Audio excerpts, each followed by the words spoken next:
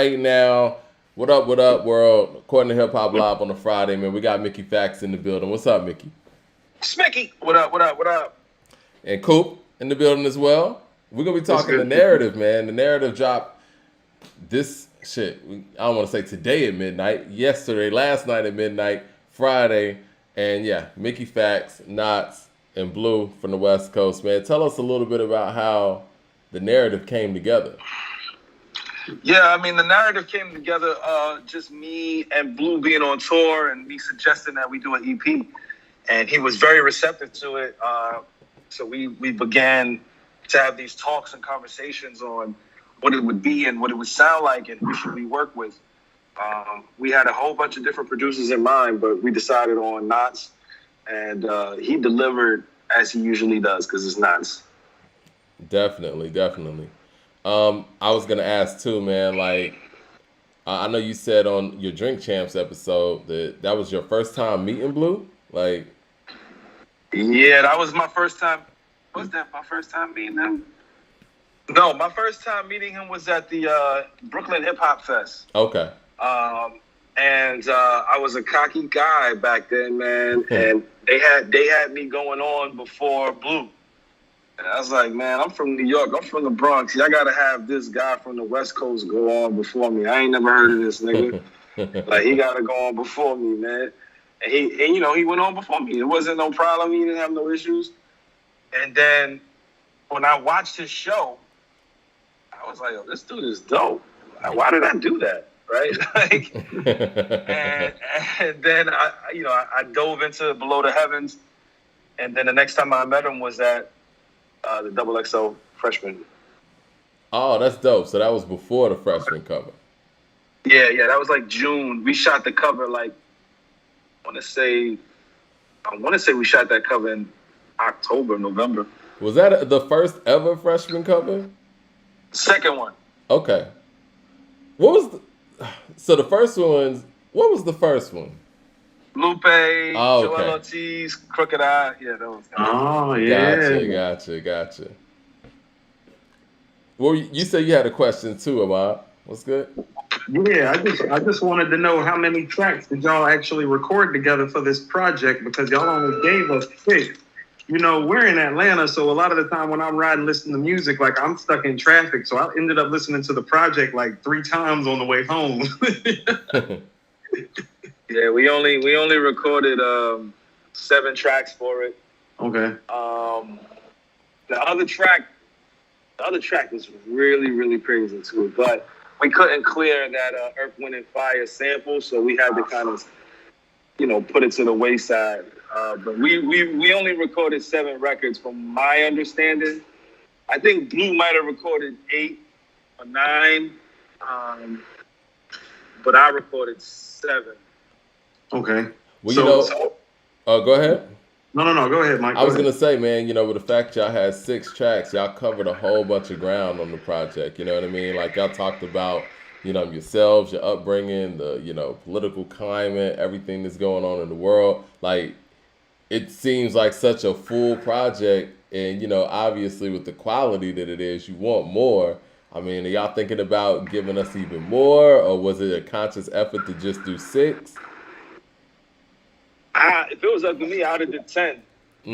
But I think, the budget only allotted us for 6. That's 1. And 2, I feel like at that moment, we didn't want to exhaust it too much. We didn't know how people would react to us both together. So we kind of just wanted to play it safe. But we'll probably do a deluxe version, which will turn it into an LP later on, most likely. Oh, perfect. Well, that's what I wanted to ask. I wanted to ask if y'all plan to do more work in the future together, because the pairing, to me, like, it came off really well. And Mike and I were talking behind the scenes about how Nottz is really underrated as a producer.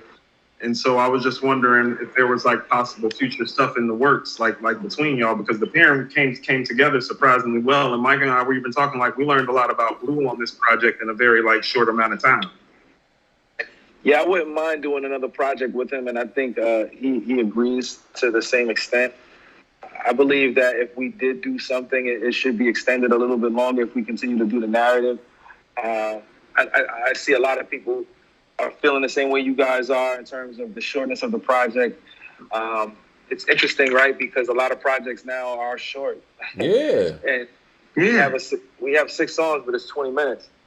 But you know what? It's great though. You know what I'm saying? That's why we want more. You know what I mean? Yeah, I'm not mad at that. You know, this project, if you really listen to this project has, I want to say, 3 songs that have 2 verses on it. I mean, 3 verses on it. Yeah. And Rain, 1, and Dark Souls have 3 verses on it. Yeah. And people don't do that anymore. You know what I'm saying? Like 3 verses. I love it too. It's some MC shit. I love Dark Souls. Dark Souls was my favorite one on the project. I love Dark Souls. I was gonna ask y'all too about the. Speaking of the Rain or whatnot, like the features, like the Fashawn and you know what I'm saying, Asher Roth. Like, how did y'all work out the features? Like, how did that come together? Okay, so the first feature was Iman Omari. That was a Blue connect. Okay. Blue wanted to get Iman to sing on the record, and Iman laced that joint, stayed down. Yeah. Knocked it out the park for us. I think the second feature was Freedom. It was shout out to Tariana Bell from Taking the Bangers. I reached out to her manager. She's a big fan of what me and Blue does, so she jumped on, sang, and did some poetry at the end. And Coda's a real good friend of mine. I toured with him in LA with Lupe. So that was a situation where, we were destined to make a record happen. Asher Roth, he wasn't originally supposed to be on that record. It was supposed to be Busta Rhymes.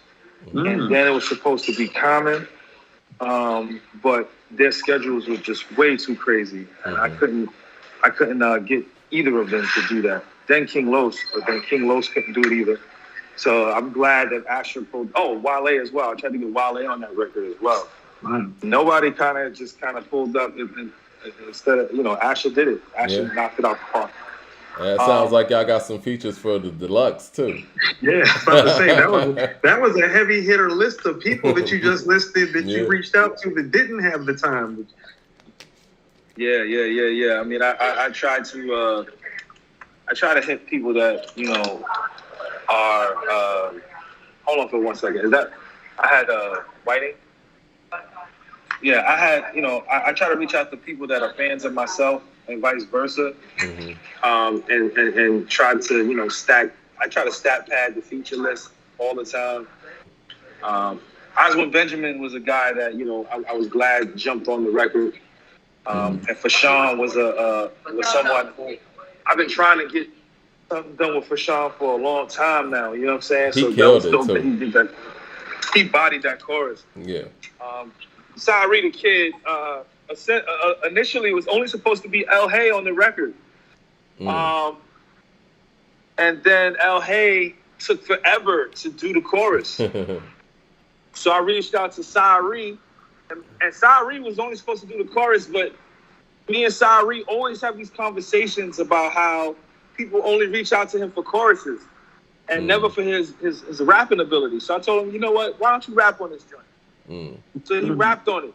And he sang. He did a chorus. His chorus was the original chorus.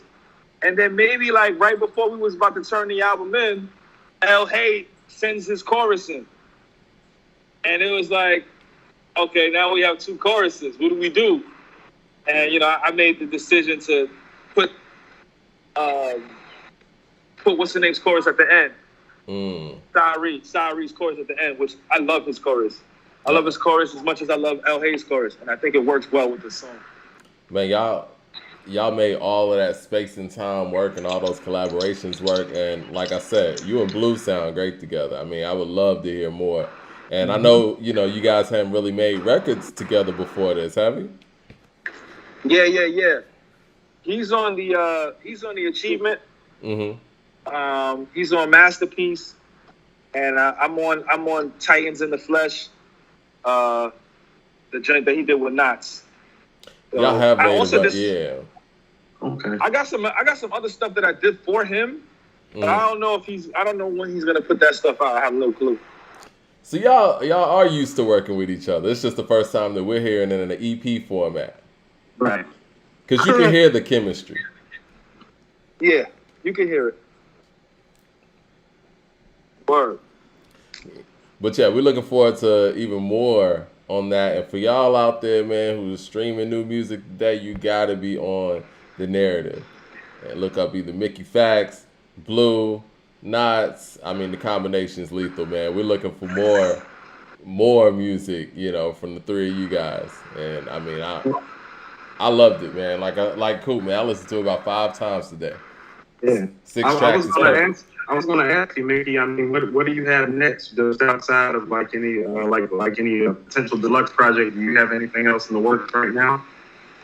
Yeah, I start working on 2 EPs next week, man. Trying to drop one more time before the year is up. Okay. And then finish up this Mickey Mouse Part 2 project. That's going to probably drop March next year.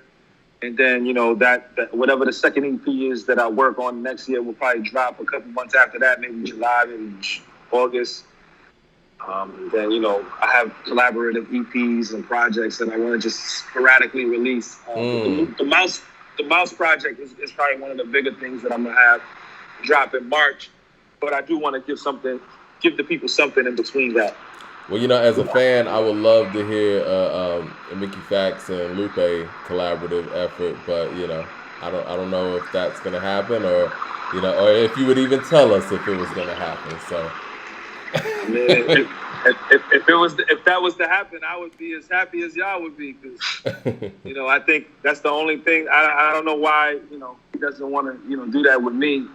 He always feels like I'm gonna try to have the best verse or something like that. Nah, I just want to make good music with my bro, man. That's all I want to do. Yeah, I mean, y'all always bigging each other up, and everyone knows how lethal of lyricists y'all are, and I mean, it's only right, you know. It's only right. I think the fans are definitely finally ready for it. I know you guys have been ahead of your time for a good decade now, but I think the fans are finally ready for something like that. I agree. 100%. 100%. Yeah, Lupe, let's get it done, man. Mickey said he want to get it done. Let's get it done. Hey, speaking of which, so let me ask you something right quick. So Mike and I were talking about this behind the scenes, like with the style of music that you make, we just feel like it's just becoming more like popular and current again.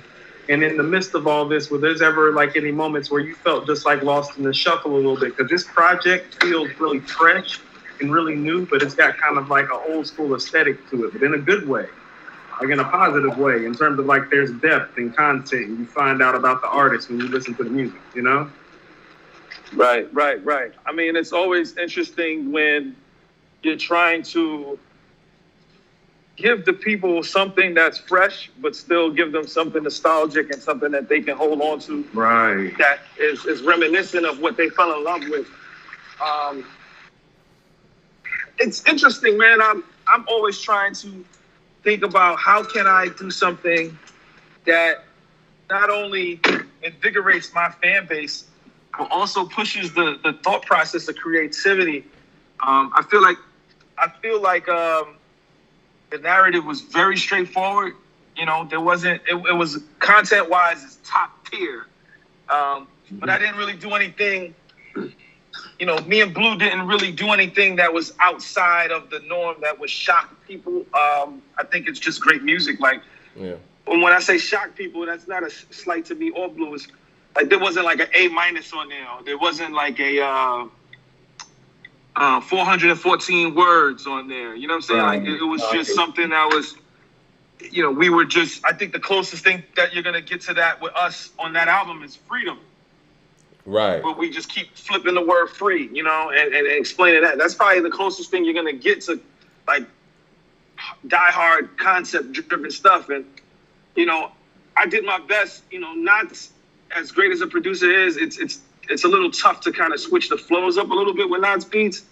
I tried, you know, but I feel like, you know, we are still in a new era of hip-hop. And, you know, moving forward, I do want to do things that are, I don't want to say conforming to how people rap today, but I do want to, you know, make hip hop and music that's exciting for the people to groove to vibe to, as well as give them extreme top tier content and lyricism. Like there's a balance that I'm still trying to figure out in terms of sound, content, and lyricism that's digestible for everyone. It's a balance, but I'm working on it, and we'll see what happens, in the next couple of projects. Well, I know you're a real busy man. I don't want to hold on to you too long, but before you get up out of here, man, you mentioned the A- song.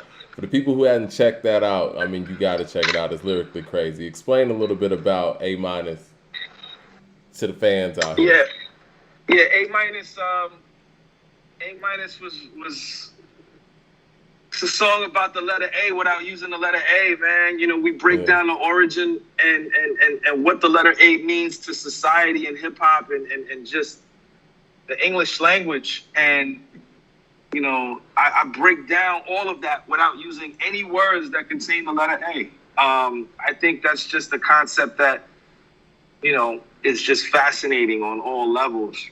And it's layered very beautifully. It's amazing, man. For anybody who hasn't checked that out, make sure you go check out Mickey Factz, A-, and make sure you go check out Mickey Factz, Blu Nottz, The Narrative. It's a beautiful piece of music. And 6 tracks, you'll end up listening to it like 5 or 6 times like we did. Back to back to back to back to back. Having fast. I was halfway through the second time. I was like, oh, hold on. I was like, I'm on the second run. I was like, yeah. I was like, okay, it's dope. Yeah. So we sorry about that, but, we're glad that the people enjoy it. That's what matters. Just a question for you guys: like, what do you feel like a good time for an album is, like lengthwise? Because I think that album is 20 minutes. So, what do you guys think is a good time for an album? I think about 30, in my opinion. I know we've had this conversation on our show before. I think what what Pusha T them did with Daytona, 7 tracks and all that, get in, get out. I think in the digital era, it's perfect because it gives it that replay value immediately. That's my opinion.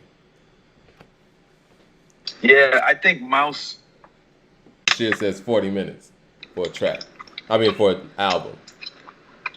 So, I think, are you making this a double disc, or do double disc even exist in the digital era anymore? I don't think they exist anymore. Yeah. I think it's all digital, and I'm trying to figure it out. I feel like this story needs to be told. I don't want to be hampered by length of song, length of track listing, right? Like right now, currently it's 18 songs deep, three interludes, 15 songs. I'm thinking about adding an extra song on there, an A- style concept song to make it 19 records. When it's 19 records, you're looking at about an hour 20 minutes, but it's beautiful. Well, we looking forward to it. It is one of the most beautiful pieces of music, storytelling wise, that you will ever hear. Dude, ever. You're on an incredible run right now. You know what I'm saying? Keep that momentum going. I know you writing every day. You know what I'm saying? I know during the pandemic, you were shooting video content every day, bars every day. So you're in an incredible flow right now. And I'm sure Mickey Mouse is going to be amazing. Yeah, absolutely, man. Absolutely. Well, thank you guys.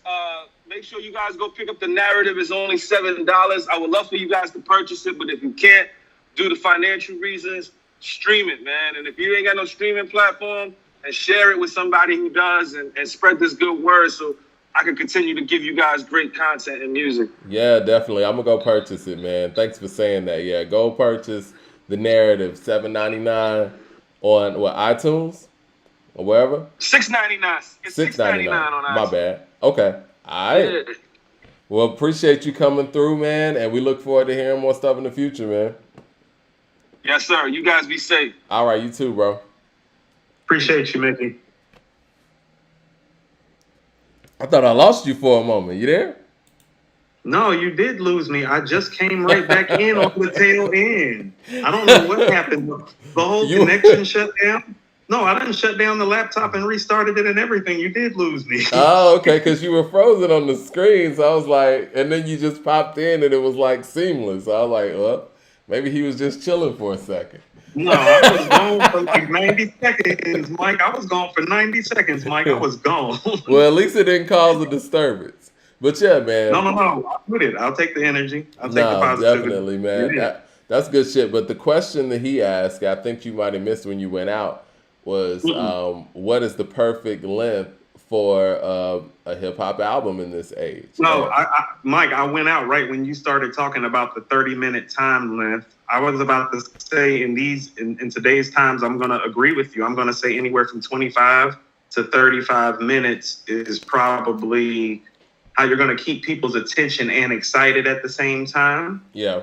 And I think anything more than an hour is pushing it. And if it's going to be more than an hour, it needs to be great to keep people's attention. Most of the great projects that we hear, Mike, if you look at the stuff that we say is the best stuff over the last 5 years, I think the only one of those projects that I think even clocks over an hour is from A King to a God. The rest of those projects are like 49, 55, 58 minutes, 59 minutes. Even if we talk back in the day, you know what I'm saying? Like, you rarely, that's why I give Akumanai so many points, because we talking 72 minutes of just nonstop greatness, right? I mean, Illmatic is what, 32 minutes? 39. 39? Okay. Yeah. Well, Andre Shashir says 40 minutes is the perfect time, so I guess that would put Illmatic in that time frame. I mean, I would pretty much just say anything from 25 minutes to an hour. It would be like 30 minutes to an hour is like the legitimate time frame that I think most great stuff gets made. Because, Mike, even when you look at our classic albums that are more than an hour long, if you like take skits and intro away, you're usually left with about an hour of music. Look at Aquemini and Ready to Die. Like, if you look at Aquemini and Ready to Die and you take skits and intros away, it's like you're left with about an hour of music. Let me ask you this. Do you think that the digital age took skits out the game? Because now when you got streaming platforms and streaming albums, we don't need skits anymore.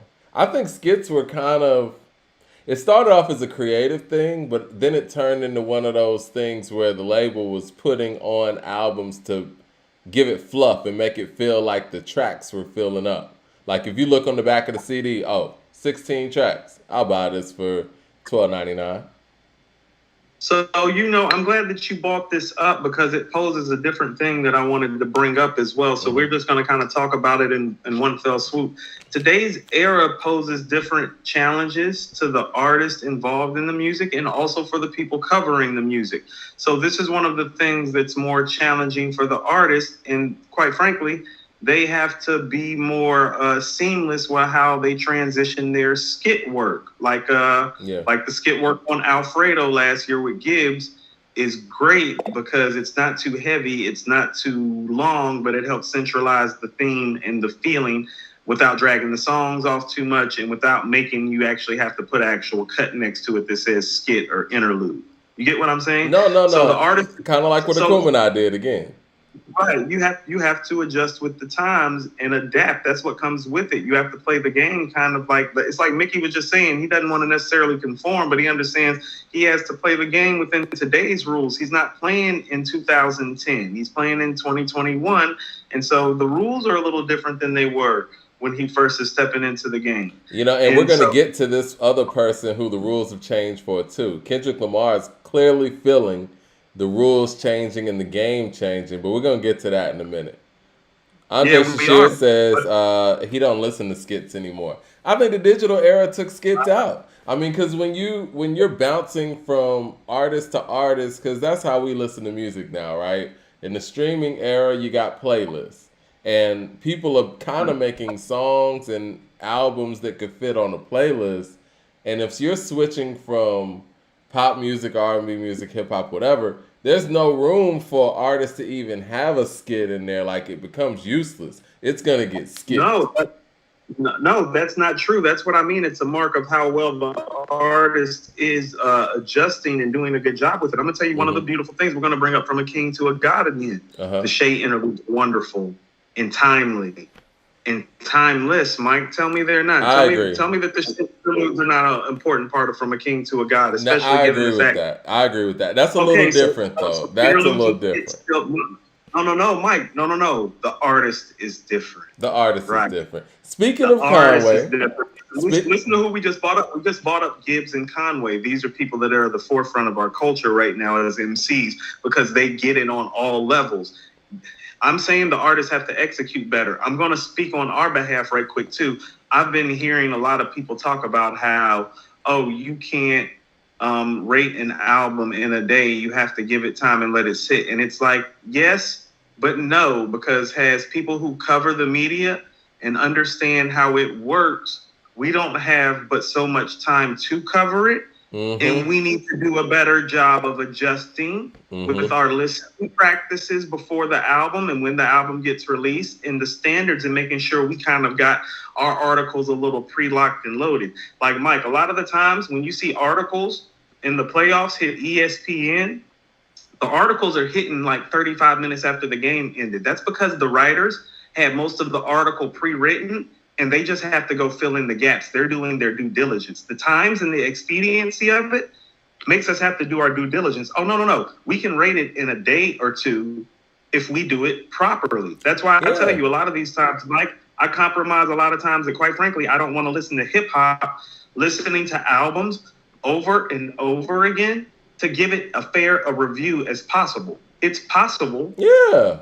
But see, and kind of back to what, Mickey was talking about. If we talking about a 6-track EP, that's very possible to react on in a day. You don't need 15 songs to digest, and I say that in the scope of the Nas album, right? We reacted to that, and then a week later, we had a different reaction that was improved, and it could have been the other way. So, of course we're going to react to it because, again, we're living in a digital era when everything comes to you fast and we got to talk about it. But at the same time, that doesn't mean that we can't adjust some things in the following week. You know what I mean? No, you got, Mike, I'm going to keep on going back to how the moment of truth starts off when Guru is talking about we have certain formulas. Right. And they are formulas with what, Mike? With the times. Yeah. Yeah, you got to update this shit to the times. Ain't no more sitting on an album for 2-3 weeks getting time to review it. You can cut that. Mike, there'll be 4 or 5 other projects that's just as noteworthy by noteworthy artists that come out in that span of time. Right. Because, we were supposed to be reviewing Westside Gunn's double album today, but that's being pushed to next week because of mixing and mastering. It's no telling what else is going to drop next week. Shit, the way that Kendrick's popping his head up, he might come out next week. Who knows? Mike, Kanye done had 17 pre-release events and made $55 million. Like, that's what I'm saying. So it's like, if you don't react in the moment, that album's going to be gone and forgotten 2 weeks later, unfortunately. But I think that speaking on it immediately, it can document the immediate reaction, and then you can kind of really start peeling off the layers and going a little bit further. For the people in the room, we got Love the Genius that is stopping by as well. We just had Mickey Factz stopping by. If you missed that, you can definitely catch that on the rebroadcast. Mickey was in here talking about The Narrative, the project with he and Blu, produced by Nottz, and it's dope. Go check it out. You know what I'm saying? Go purchase it to support, independent artists who are out here on the grind, just giving us great music and great content, piece by piece, man. Do you want to go into the Kendrick topic, or do you want to start talking about the Love the Genius project that we heard today? I'm still waiting to hear back from her, by the way. I'm gonna let you call it. I'm flexible either way. We can talk to her. I mean, if she's coming on live with us, I would much rather talk to her live about her project. I agree. Which we both really enjoyed as well, and talk to her about some of the prior projects as well. Like Mike, we were a big fan of the first project. Big fan of the first project, and I'm gonna be honest. Just like Amani Caesar, I had just heard of her on the deluxe version of From a King to a God. I think I remember telling you when I heard Crack in the 90s, I was like, yo, stood out. No, Mike, you were the one that called it first. Like, you literally called me about her and was like, yo, like, you gotta hear this chick on the From a King to a God deluxe version, I was like, she sounds crazy. And like Mike, when I heard her, my immediate impressions was I was like, that's like our next MC Light, like type, like Right. Well, I like bully foot rappers anyway. You know what I'm saying? And that's the highest praise I can, like Mike. I mean, when I heard like MC Light, Lauryn Hill type like MC, like yeah. But you know what? It's interesting when I went back and listened to Love Is Love, I was even more impressed. me Because too. she has a lot of range, man. Like, it's not just, I think we talked about this last week. And it's funny. I was in the barber shop today, and my barber, he was like, "Man, you listen to Bodie James?" I was like, "Yeah." He's like, "That Bo Jackson is crazy." And I know we were talking about this last week. I listened to Bo Jackson today too, Mike. Yeah, and we talk about versatility. Mickey Factz kind of touched on this too. But I think that if there is any knock on the incredible Griselda movement right now, one would say that it's one-dimensional in that way. So when I heard her on Conway's From a King to a God, I immediately had this one perception. And then when I heard Love Is Love, I was like, yo, she does a lot. And I think she made this comment about, don't label me as a conscious MC or something like that. And I'm like, wow, she could do it all. And like you were talking about, like she sings hooks, all that. I mean, Mike, she's right. It's not really fair to label her totally as a conscious artist because, Mike, I mean, the rhetoric is like Lauryn Hill meets like I don't know. Right. It's hard. But you want to know what she is Mike? She's nice. And she's gifted. She's gifted a few different ways. I'm talking about flow, lyrics, style, cadence, and I'm going to speak to it right quick. The new project that will be done that we're talking about. Mm-hmm. Like my favorite two songs on there are actually the first song and the last song. In the range that she has that we're talking about, you can find it in those two records because Tunchi and Bailey Avenue couldn't stylistically be any more different but brilliant at the same time. Like Mike, I was riding around the city just because of how she dropped the project today because not everybody got their hands on it. You know me, Mike, like a lot of dudes like to stunt like a lot of ways down here. I like to stunt with the music. Like I want to let the windows down and let people hear this shit. So like I was riding around the city to Tunchi today. And I'm not talking about Wayne, I'm talking about the song Tunchi featuring Armani Caesar. And it was one of those songs, like that was the one that was catching the looks where cats was looking like, what's that? Because you know what I mean? Like let's just call it what it is. Chicks don't be making shit you can ride to in the A on Friday afternoon. Listen, there's an article that I want us to. That shit happened. That shit was slapping all over the place. There's a complex article that I want us to discuss on a further show possibly, but it kind of alludes to that concept of the fact that a lot of women aren't making music that dudes can ride around and bump, but she does. No. And her stuff is. I wrote to her shit today. I wrote to the Love Is Love project today, and I wrote to the new shit a couple times today. Especially wrote to Tunchi today. Like that shit slapped, Mike. Like I love her. I love her and Armani Caesar together. I think that I was just talking to Mickey Factz about him possibly doing a collaborative effort with Lupe. I would love to see Armani Caesar and Love the Genius make a project together, even if it was like 6-7 songs or something like that. But Mike, that's what it should be. I wouldn't want more than that. Give me like a 7-track EP with them two. Because here's the thing, because they both get it. And maybe it's just they're around or where they come from. But what stands out to me about both of their projects is that the shit slaps and you can ride to it as a dude. It's like I felt the same way about the Liz when the Liz came out. Like I was like, I can ride to this. Like I can ride to Ginger Rothstein. I think I called you when I first heard Armani Caesar too. We was listening to Fly God 2. And I was like, yo, she sounds, not sounds like, but she gives me the feeling of like, how Foxy and Kim used to rap on some hardcore tracks back in the day. Like, and her voice just cut through. she's embodying something, and she's got a dope ass voice, and Armani can spit too. She's not versatile like Love is, but I mean, like I said, like both of them are very, very promising to me. I mean, they're both dope as fuck. Very exciting. And man. it was exciting to hear two females on a track together, like spitting together, and it felt organic. It felt like they were working within the same framework, in the same camp, in the same understanding. They both kind of did their shit, you know what I mean?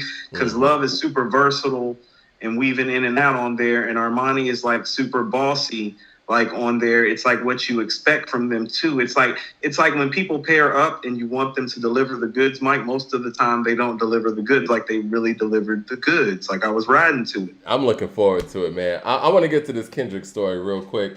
Everybody is talking about the fact that Kendrick announced today that he's leaving TDE after 17 years with the label. He said his next album's going to be the final one.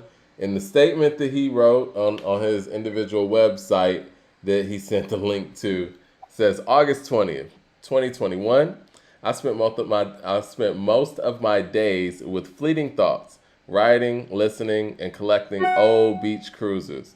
The morning rides keep me on hills of silence. I go months without a phone. Love, loss, and grief have disturbed my comfort zone. But the glimmer of God speaks through my music family. While the world around me evolves, I reflect on what matters most, life in which the words will land next. As I produce my final TDE album, I feel the joy to have been a part of such a cultural imprint after 17 years, the struggle, the success, and most importantly, the brotherhood. May the Most High continue to use Top Dog as a vessel for candid creators as I continue to pursue my life's calling. There's a beauty in complexion and always faith in the unknown. Thank you for keeping me in your thoughts. I've prayed for you all. See you soon enough. Sorry for some of my pauses. I was getting alerts from Love the Genius. So she's actually online, and we'll get her on in a minute. What do you think about what I just read? What do you think about Kendrick making a statement of leaving TDE after one more album? Very poetic, very well written. Yeah. Yeah, very well written, very detailed, very touching without being emotional, if you can be. Yeah. You know, like if you can be touching without being emotional, that's what the sentiment of that was overall for me, from what I gathered, just hearing you read it, like I read it, but hearing you read it aloud, that was what I gathered. It was touching without being overly emotional. I mean, Mike, it's just been, it's been 17 years. He's in his early 30s now, early to mid 30s, isn't he? He's 34. Yes, he just turned 34 this year. I mean, Mike, 17 years, that's all his life for the most part. Mike, I mean, it just hit different. You know what I'm saying? That's all. All right, this is my question. Does it sound like he's walking away from music in any sense? Because he's talking like, what did he say? As he continues to pursue my life's calling, as I continue to pursue my life's calling. I mean, I don't know if it's necessarily that. I think it just could be, when you spend 17 years in one place, you can feel embraced and feel confined at the same time. Yeah. Yeah. And so maybe, like the money, the legacy looks as such that he might feel more confined, even though he's still embraced. And at that point, it's not anything personal about the embrace. It's about the feeling of confinement. And he is an artistic person and creatively a free thinker. And so this is probably more about his creative freedom than anything else. I feel like he's always had creative freedom. But again, I guess you got to kind of walk your own path. I think that this is... No, Mike, I mean, everybody has creative freedom, but, he's still signed to TDE. He's still from Compton. You know what I'm saying? Right. There is still a gravity and an expectation that comes with that. And maybe he's, people branch off just in different ways, Mike. I mean, if you really want to know it, it's like how many MCs of his stature have even stayed within the framework of one camp that long? Exactly. That's a very long time. I mean, I think the first person that comes to mind, I don't know why, I'm thinking DMX and Rough Riders, right?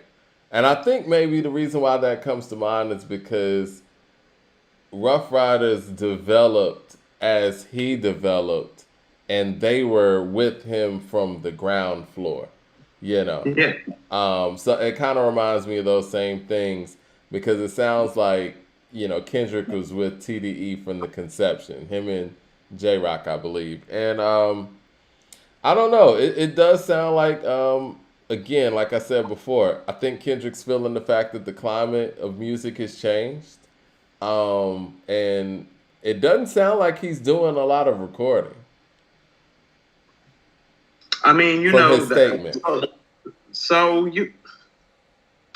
I mean, you know. And this is a very recording heavy era. People are dropping 2 and 3 albums a year. Okay, so Mike, let's say that his last effort that he's going to drop on TDE is his last musical effort, period. And let's say that it's in the same stratosphere of his prior efforts, which means it's going to be pretty damn high up on the bar. That's an all-time great rap career. It's actually one of the few rap careers with very few flaws. Like how about this? Like Jay and Nas up to this point had a more flawed rap career than he has. If we just want to talk about consistency, quality of albums up to this point. Yeah, most definitely. No, I agree. But, you know, it's like, so, you know, but at the same time, they had a lot more material too. But I'm just saying, even if he were to go that way, his legacy is still pretty high. What I would also submit to you too is that somebody the stature of Nas releasing something the quality of King's Disease at age 48, 14 years older than Kendrick. That's what I mean. It's like we've never really seen that before. That's one of those things that can kind of like reshape the bar of not just where he's placed, but where other people get placed. It's like, oh no, this dude got classic shit 25 years apart. This dude didn't even rap for 20 years. This dude didn't even rap for 15 years. This dude got classic shit 20 years apart. It changes the frame of it. And so as long as he's secure about where he may fall with it, because there are people that have come before him that are literally changing the aesthetic of the bar, like this year, like this month. It's interesting though, man, the tone of this. It kind of, you know, and I want to talk about this real quick before we get Love the Genius in there, because I know we got a lot to talk about with her. But the tone of this doesn't sound like the guy who's talking on Hood Politics or the guy that's on the Control verse or whatnot. Like, he wanted to be the best, right? This right here sounds a little bit more like, you know, I'm cool. It reminds me of the Michael Jordan first retirement speech, right? Where that didn't sound like the super competitive Michael Jordan. Where he, you know what I'm saying?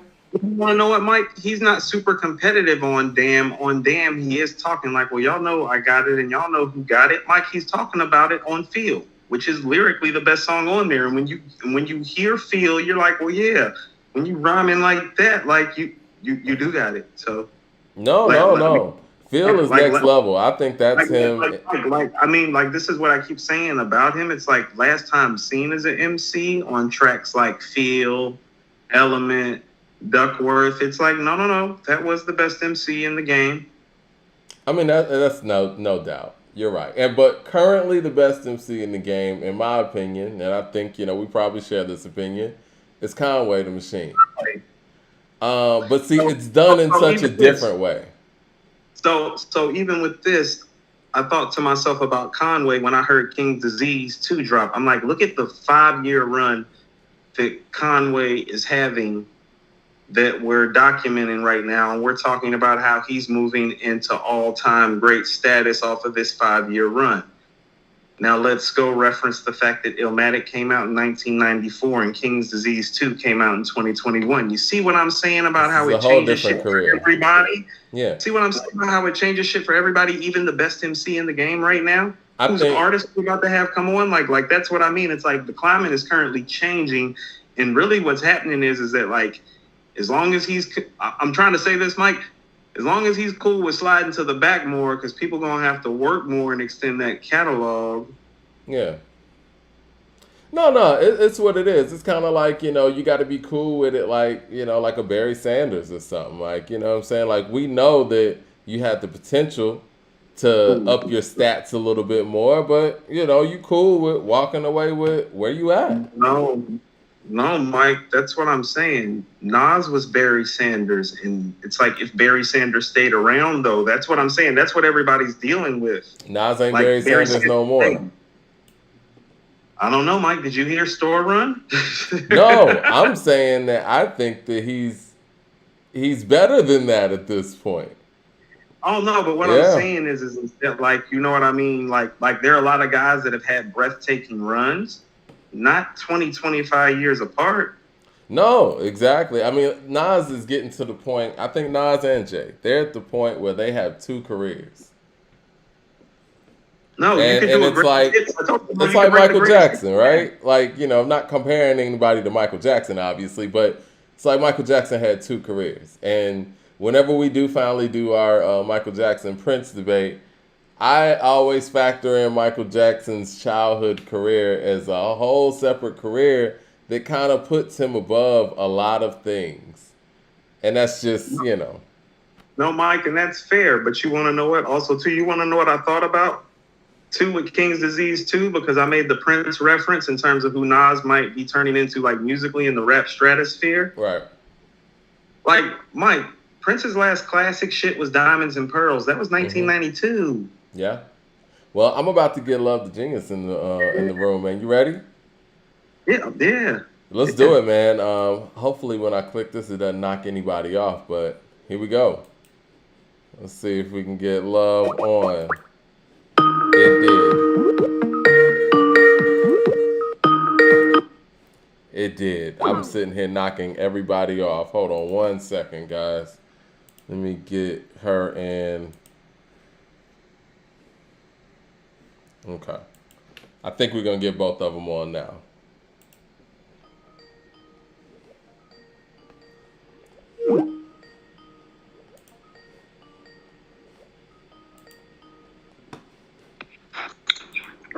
Love, what's good?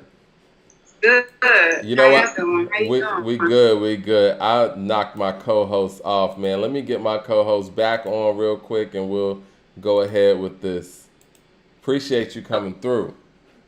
No problem, man. Thank you for having me. I appreciate it. Of course. We're fans of what you got going on, definitely. We'll go ahead and get Coop back on. But we love the project. We've been excited to hear the project. And yeah, man, everybody in the chat room is feeling the same way. We got Coop coming back. Coop, you there? Yeah, I'm here. All right. We got everybody here. That was my fault, guys. I pressed the wrong button and everybody just went away. But yes. So we have Love the Genius in the building right now, just releasing a new EP. You want to call it EP or was it an album? I know you just... For sure, that will be done. Absolutely. Perfect. Love the effort. Me and Coop are sitting here, you know, just basically like, yo, I can't wait to hear her and Amani Caesar spit together. And it happened. Go ahead, Coop. I know you had hella questions, man. I mean, I do. First of all, I want to say, like, you got me a lot of run in the city today because I let the windows down and played Tunchi for everybody. Yeah, that's awesome. Yeah. That's dope. Thank you. Yeah, no. I had to let it bang. Like, y'all did a wonderful job. It was a wonderful pairing and wonderful come together. Like, Mike and I were speaking to your, like, super versatility as an artist. And, like, I just wanted to know, because of the spiritual influence that I hear in your music, did you like sing in the choir? Because like you harmonize and do melodies pretty well. And so like it made me think with the spirituality and the tone of it, even though it's like street rhetoric and oriented, there's a spiritual tone and you can harmonize. I'm like, that's that church, Mike. I keep telling Mike behind the scenes, that's the church. Right. I never sang in the choir, but my family, my father's side of the family have like a lot of pastors and like deacons and stuff in it. So I'm definitely from the church, but I didn't sing in the choir. I've always been like kind of shy to sing more than rap. So I never actually did it on a stage. Your singing comes through very well as well. I mean, we were listening to all the projects these past couple of days too. I was about to say, I want to say, like, me and Mike feel like your Love is Love project. Yeah. Like, that was brilliant. Like that was like a brilliant piece of work. Like, Mike and I were talking about it. Like both he and I were listening to it and we're texting each other like, yo, this is fire. Like, you hear this? Like, you hear that? Like, so you have us going back and forth. So we were sitting and waiting for this project. And so, but one thing I want to do before we talk about this project, on the song, You Should Be Proud, you reference going back to the Mound. And it just made me think, were you talking about Orange Mound, like Memphis, Tennessee? Or when you saying... I was talking about like probably the Stone Mountain. I lived in Stone Mountain, Georgia for a good amount. Oh, word. Yeah, we here in Atlanta. Yeah. Atlanta, yeah. Yeah, I actually spent some of my childhood over in Lithonia, so I was right next to Stone Mountain. Yeah, so I'm super familiar. Okay. So I was just curious about some of that because you talked about like taking a break and getting away, and I was just wondering where you got away to. Yeah, just down to Atlanta from both. Yeah. Okay, like the camp you're with now, like I mean, you seem to kind of just fit into what they do, even with how you put your albums together. There's like a lot of what I like to call artwork and acronyms. So I just like kind of wanted to talk to you about like, are you into the artwork in the art world and like who inspires you in that? Because all of your album covers are dope. Thank you. I'm definitely into art. I'm into the arts as a whole. Like, that's why I'm so versatile in music, because I'm just into the arts all around. So just as far, I just went to a Van Gogh experience probably like earlier today. Like, that was dope. But I like some of my favorite artists as far as like museum artists are like Banksy. Well, he's a street artist, but I really like Banksy. Of course, there's like Basquiat, Warhol, Frida Kahlo, I guess the typical people. Yeah, you like Frida. Yeah, absolutely. Yeah. I really like any form of expression, really. So I think that's what my thing is with art and with the detail of it is, for me personally, I really like detail and I really like expression. So that's what I seen some Dali in some of the artwork too, like that impressionistic style. Absolutely, yeah, all of that. I try to work with different graphic artists who have the same interests or inspirations or foundations as I do, with a little twist on it. So we come across kind of well, I think.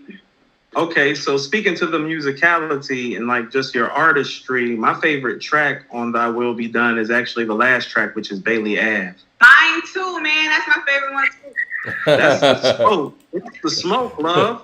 That's the smoke. Like, I've played that record like 10 times already. Like, I'm not even gonna lie. Like, just tell me what your like thought and creative process was on that record, because that was like a stroke of genius to me and a wonderful way to end the project. Thank you so much. Well, I feel like the beat itself, it seemed very cinematic to me. So I try to write from what I get out of the beat. So I pick beats based on how I feel in the moment I'm feeling creative. But in the beat, I take what I'm getting out of the beat as what part of me I will express. So for that song, I was really kind of looking from the standpoint of me today explaining where I come from to somebody who has no idea of what it is. So like, as if I'm taking them down Bailey Ave, which is the name of the song, and I'm taking them down the street and I'm explaining like, this is this and that. And I'm, you know what I mean? This is the energy and the feeling of the place I come from and the place I was raised. So that's really what that song was about for me. I mean, I almost felt like it was like if Billie Holiday was like rapping today, that's like how she would be spitting and like the game she would be putting down. And I mean that like in the highest like order complimentary type of way. Yeah. It just, it was touching. It's like I hear somebody who's like into the arts, into jazz, into music, versatile, cadence, can spit. I feel like you showed all your qualities on that record. Yeah, I'm very much into like the Cotton Club, the whole time period of like the Harlem Renaissance is like a big inspiration to me in general. And I just feel like that was like a time of quality content and creativity from Black people. So I definitely just draw from that entire time period of artists for sure. Okay. Well, Mike, did you have something? Yeah, I was going to piggyback off of that. I mean, the Renaissance, and you guys have a whole Renaissance movement going on as well. Like, can you tell the people how the whole connection with, Conway came together? Yeah, so I've been doing music. I've been rapping since I was 9. I'm like way older than 9. So I've been knowing these guys since I was like 12. And like some of the people who Conway talks about in his songs are my family members, and like just we all grew up in the same area, and kind of the city is like Buffalo is kind of like if you do certain things, the other people who do those same types of things. Yeah. Like I'm saying, I've known these guys since I was a kid, even outside of music. So with drum work, it was just a matter of Conway since probably like 2019 telling me he was thinking about starting a label, and me just really hitting him up, just staying in contact with him, and just not even on no music shit, but just like, just staying in contact with him. Right. And it just came a time where he gave me and Jay Skis the address, and we just took a trip, just a spontaneous trip to New York City, and we really showed our ass in the studio, and he offered us a record deal off of that. So that's really what that was. But it was just, I'm saying the relationship came from, I just know these guys because I'm from the city. Right. I mean, because I was telling Coop. Nice, though. What's that, Coop? I said, but you nice, though. Oh, of course. Like, they sign you because you nice, though. Well, shit too, but they know so many people who do the same types of, the same thing. But I'm saying that the way I do my music and the way, like, it's a difference in people who do something and people who really want something out of something. And I think I show that I want something with it. You know what I mean? Like, I'm not just playing around with it. So I'm just saying, compared to other people in the city who probably have the same type of skill, I probably outwork them. I'm pretty sure I outwork them. So it's just things like that, just seeing what will match with the brand. So. That's dope. I mean, with the versatility that you show in your music, I could see, you even, obviously you match with the brand, but even giving that brand even more of an extension. Because you do some things that, a lot of people in the camp don't do. You know what I'm saying? Yeah, thank you, man. I just try to enhance where I can. That's the same as, like you said, the Armani song. I just try to do what makes the most sense or what will be the best for the outcome. So that's kind of how I am. And whatever I see fit, wherever I could fit in, whatever I could help out, enhance, if the sound, the brand, the performance, the song, anything, that's what I do. So. In addition to, like, your upcoming albums, could we possibly see like a Amani EP with y'all two together, like maybe 6-7 songs or something? I mean, I'll tell you that's not impossible. I'll say that, but okay. The way things are going for both of us, like we're super busy, so you never really know. It's a matter of just moments and creativity, but you never really know what could come from anything. Really, it's possible, absolutely. So who are some of your just like inspirations musically in general, not just like hip hop conformed? Like who? Thank you for that question, bro.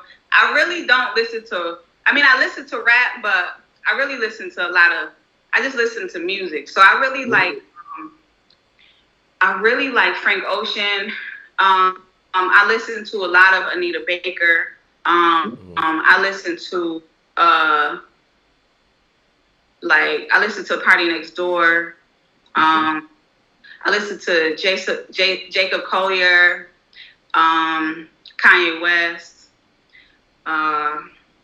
I just try to listen to people who make things that give me a feeling, like SZA, Rihanna, like people who give emotion. I really just like expression of emotion, so I try to get that from different genres as I can. I like U2, just different music. Yeah, I love U2. The Joshua Tree is definitely my favorite one from U2. I listen to that all the time. Yeah. I was always more Nirvana than you too, but I like you too. Yeah. Okay, Mike, you got anything else for Love Like Love? What's next for you? I mean, this is just the EP. Yeah. I mean, it's compact. I mean, you're content heavy. You balance the street and spiritual rhetoric very, very well. It's impressive. It has an honesty and a feel to it that we often don't get from our male contemporaries too. Do you have plans for your full length release, and what can we expect from that? Yeah, my album is going to be called Death of Deuce. It's not done yet, but I can tell you it's coming out after the tour, the Love Will Get You Killed tour that is going to start at the end of this month.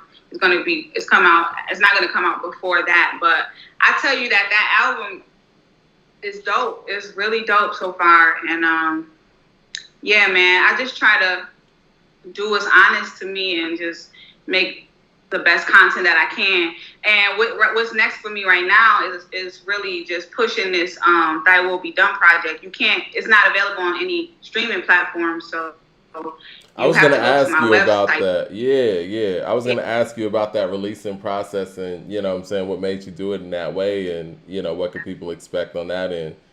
Yeah, so it's released only on my website or on Audio Mac. And that's just really for me to hone in on my real loved ones, my real supporters. Mm-hmm. And also, I'm going to be using my website as a way to really, a lot of people ask me questions about the love and the 7 and all of that. I'm just going to use that as a way to give more content than I can on Instagram or Facebook or something. So I just want people to get comfortable with the website, and as well as me to really find out who my real supporters are, and then get those people fully prepared for Death of Deuce that's coming out after the tour. So I'm just going to give y'all content, videos. Like I said, the tour, I'm performing the EP on tour, so that's going to be dope. Just a lot of things like that. Well, I guess my last question, not to interrupt you, is if you could explain the name and, you know, how it's phonetically, you know, spelled and, you know, articulated for the fans. Can you explain that real quick? I definitely could give you something about the name. So, okay. My name was just Love, like L.O. like an acronym, and I just didn't really like that. I really just wanted a name that really represented me completely. And I feel like the word love is that. However, it's really just a matter of when you type in love, L-O-V-E, so many things come about because it's such a word. So I got into numerology a lot last year. And so I really, the definition of what 7 is and what it stands for, I really encourage people to look that up. But that's really why I used it for the L. And then the X came because honestly, I didn't like how the O looked next to the 7. So I just put the X right there just for my own self, for my aesthetic appeasing. So. Gotcha. Well, that's dope, and you know, we really appreciate you being on the show, and we look forward to even more music. We'd love to have you again, and I mean, Coop, you got any more? I mean, I know you said on Instagram today that this version isn't like the final version of this. Yeah, I caught that. So the project that's on my website on loveislove.com is a complete project. However, if you buy a physical copy, there's another set of a few songs on there. Oh, gotcha. Got it. Yeah, we're gonna pick that up. Yeah, right. Yeah. All right. Well, you got anything you want to leave the people with, Love? Yeah, I just want everybody to just follow me on Instagram at Love the Genius, 7xvethegenius. Make sure you listen to Thy Will Be Done. It's available on my website, loveislove.com. And get tickets to the Love Will Get You Killed tour. That's important. And also get ready for Death of Deuce. That's really it for me. Oh, perfect. All right. Well, we'll see you next time. And we're going to be getting that physical copy. And we're going to be going to that tour, too. So you coming through Atlanta, right? Oh, yeah. That's the second date. Okay. Atlanta. Hold on. When is that? We're going to pull up on you. I think September 8th or 9th, one of those. Okay, that's right around the corner. Yeah. We'll pull up. Yeah, we'll pull up. It's gonna be lit, so come out. We might be bringing. I mean, I'm pretty sure we're gonna bring a few people out with us too. So definitely come out. Okay. Oh yeah, I'm excited, man. Let's do it. I'm excited, yeah. All right. Well, yeah. Congratulations on the dope release, and many more. I know it's coming the way. Thank you. All right. Thank Love you the Genius, y'all. Thanks for inviting me. Of course. Thank you for coming out.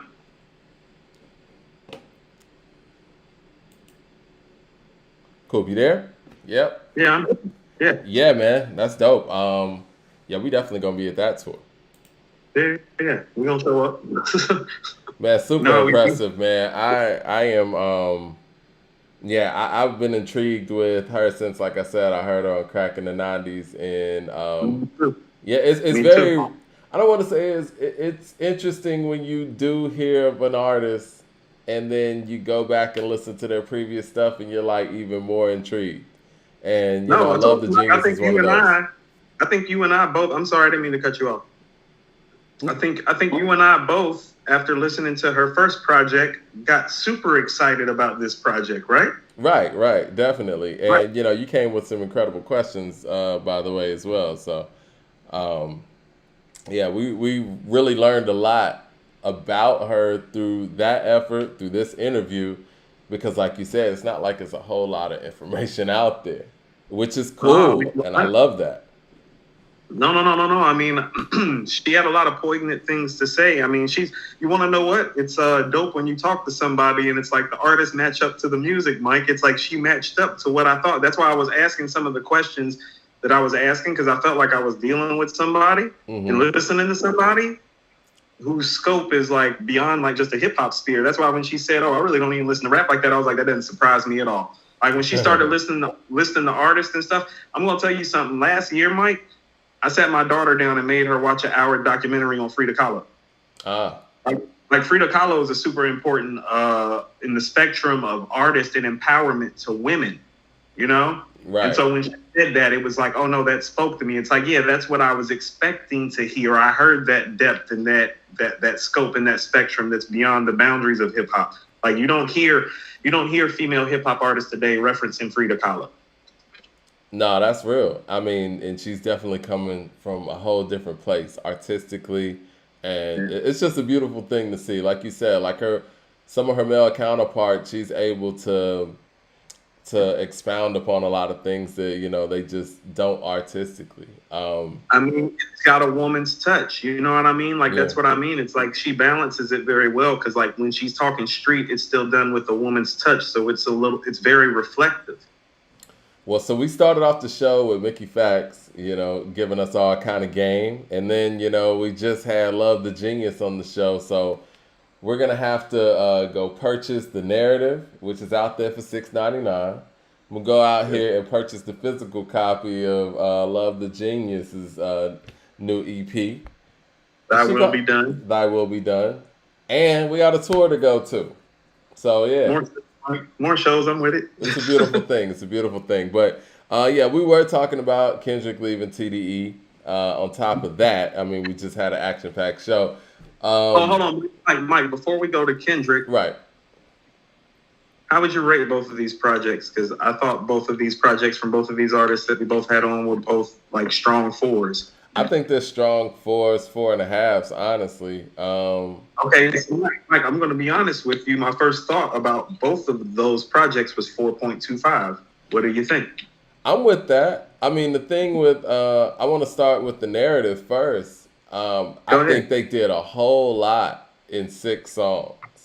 And Mike, when they said, no, go ahead. I was going to say, usually when there's 6 songs EPs, it's hard to give them a perfect rating because, you stack that up against people who did a whole lot with a whole bunch of tracks.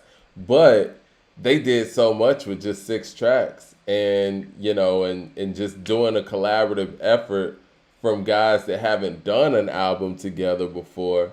I thought it was very cohesive. I think the producer choice was great for them. And it was fluid, man. And they were spitting, too. So it sounded very natural. No, it sounded very natural. I'm gonna give them points for it. Sounded very natural. You would think they had been working together for quite some time. Right. They sound like a Which group. we found out they kind of had been working together. They but have not collaborated with each other, but yeah. It's not like it's not on no Ray and Ghost or even Nas and AZ where they've done like a bunch of joints. You know what I'm saying? But there's been some collabs, so like you can see more of the vibe. I'm gonna speak to something that even kind of Mickey spoke to right quick. The production is really good, but it's not great. And he kind of spoke to that when he talked about wanting to switch up his flow more, but not being able to because of beat-wise what was going on. I heard some of that on a couple of tracks. That and the fact that it is only 6 songs would be my drawback of it. That song that he's not talking about, it matters, and not because of how fire he's talking about it is, and I'm pretty sure it is because the other 6 songs they gave us are, but because of Daytona, Mike. Yeah. Like Daytona is an epic 7-song piece of work where every song is epic, and so you can do it in 7 songs. Like yes, 7 you can is, yeah. 7 is kind of the minimal number because Love the Genius stuck with 7. And Mike, I can't front, like because of Daytona, it's almost like 7 is the buy-in. Because if you remember when I rated the album, Mike, what were my 2 critiques? My critiques had nothing to do with the music. It was the album cover and the length. The music on the 7 songs was as pristine as you're gonna find. Yeah. But see, and I was funny about the 7, Mike, and think about how big of a Pusha fan I am for me to be funny about it only being 7 tracks and calling it classic. I think we've gotten used. I think we've gotten used to tracks being that. I mean, not tracks, albums being that length. And I think when Daytona happened, it wasn't a lot of that. Am I wrong? So Mike, can I say something about one of the articles that I read? Because I did all the reviews for all those Kanye produced albums. I told you I felt like Ye was resetting the tone of what these full-length players were going to sound like, and it was about to be shortened. Mm-hmm. And here we are. And it's like, Mike, you can go pull up my article. Like I wrote, I was like, yo, he's trying to reset the tone about what you can do with a full-length player in a short amount of time. He's trying to make 7 songs like the new standard and the new bar. And in a lot of ways they did.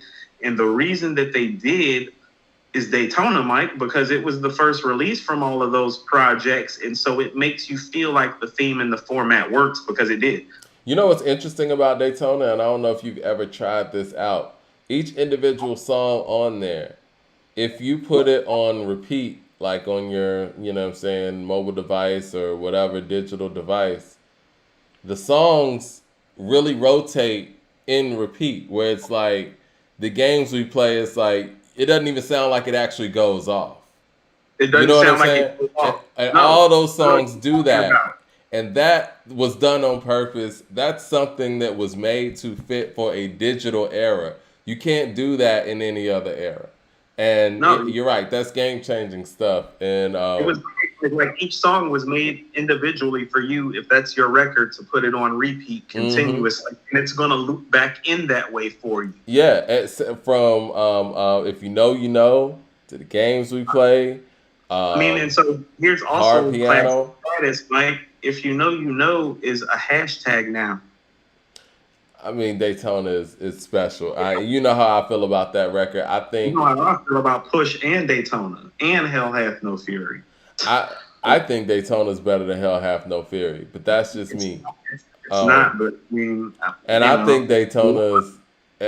This is tough to say, but I think Daytona's better than Pray for Paris, and I hold Pray for Paris very high. Mike, that's tough for me. Tough. No, but if I had to pick right now, and you're asking me, I'm saying Daytona. For me, those 2 albums of the last 5 years are better than even any other classic that we're going to talk about. It's those two albums that stand out. Pray for Paris is a little bit longer.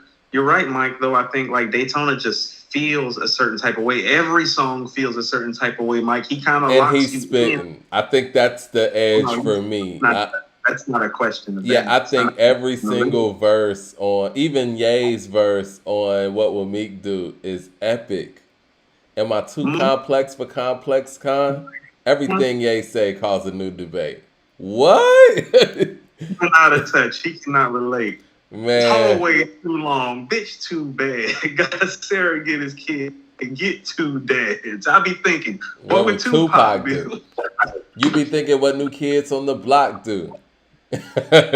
Yo, but when he said that, Black, do they stop you? But when he said that, I won't feel right till I feel like Phil Knight going for 6 rings, like when Phil told Mike, 7 pill nights. No, come on, man. That's the part, Mike, man. Like when he talking about 7 pill nights, you know what that feels like? No more hiding my scars. I show him like seal. Right? That's one of his best verses ever. How do you respond? Mike, that's his best verse in the last 10 years. What are you talking about? In a minute. All right, yeah, I'll give you that. In the past 10 years. My Beautiful Dark Twisted Fantasy, Mike. It's his best verse since My Beautiful Dark Twisted Fantasy. I give you that. But that I won't feel right till I feel like Phil Knight. Like, that's what puts this shit over the edge for if I had to put it up against. So let's go to the nuance of the song when he makes the I be thinking, what would Tupac do? We'll go to Pusha's verse. Arms out the window, yelling Machiavelli. Like, they're playing off each other. You got to hear it. Like that's greatness. Like, he heard Push mention Machiavelli in the first verse. Well, so he produced the whole album. He's people can say what they want about Kanye West. And I think what sets him aside from other producers is, like you said, he is listening to what's going on. And I can't speak for other producers out there, even the great ones. I don't know how much they actually listen to the artist when the artist is rhyming and what the artist is doing in pocket. But you have to think, Kanye being an artist producer, he's inherently taking those things in without even trying. You know what I mean? He's doing double work. So whenever he's producing for an artist, he's listening to how that artist is delivering. And I think that's why on some collaborations with certain artists, like a Common or something, you might hear a little bit of Kanye in him when he raps. Now, we didn't hear any of that in Pusha, and we never do, which is interesting. Mike, there's a reason that he's my favorite MC post Nas's lyrical prime. It's not accidental. He like his spit game is ridiculously confident and crazy. Oh, by the way, he has an album coming this year too. Supposedly. That's what he says. And as far as we know right now, the whole thing is produced by Kanye and the Neptunes. Is Kanye dropping Sunday? Is that what's happening? Mike, first of all, whatever. Mike, Papa Willie, tell the judge to Akinelli, middle fingers out the ghost, screaming Machiavelli, Hail Mary, the scale fairy, 2 sides to every coin, so we bail ready. The scale How do you respond? I let the money in the fools talk. Yeah, that album, man, every single verse, bro. Even the song that I don't... Every beat, every bar, every lyric, like... Even the song that I like the least, which is Come Back Baby, he spit. Yeah, Mike, that is probably the weakest song on there. It's crazy, Mike. I told you, If You Know was the best rap song that year. I think The Games We Play is, but that's just me. Mike, Hard Piano. Hard Pianos. You know what? Over the years, my favorite song, Mike. What Would Meek Do is my favorite song on the album. I still play What Would Meek Do. You know, when the album first came out, Games We Play was my favorite song, but Hard Piano's my favorite song now. Hey, Mike, I was listening to The Games We Play a couple of years ago, and I know why you felt like that was your favorite song. He's so menacing on there. The beat is so punishing.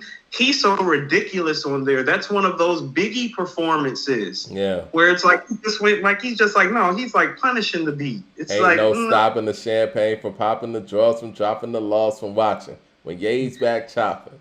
The cars and the women come with options. So, Mike, even let's go to Pusha on that. That's the Jay reference from Politics as Usual, but then he flips it into the Ye thing, and Ye obviously has a relationship with Jay. Yeah. Everything about the spit game on that album is flawless. That's why I would put it above Pray for Paris. But it's not better than Pray for Paris is, it's not better than Hell Hath No Fury, though, Mike. Keys open doors. Mike. It's better than Hell Have No Fury. To me, it is. I mean, I'm not mad at you for thinking otherwise. No, just like Santeria? No. Mike, 3 words, Mike. Keys open doors, Mike. Santeria, man. Santeria. Let the wind fall. Who gonna stop us? Stop the coppers, the mind of a kilo shopper. Seeing my life through the windshields of choppers. I ain't spent $1 rap dollar in 3 years. Holla. Do you at least think that Daytona's better produced? Money's my bitch. Drag the leash by a dog collar. Now ho follow.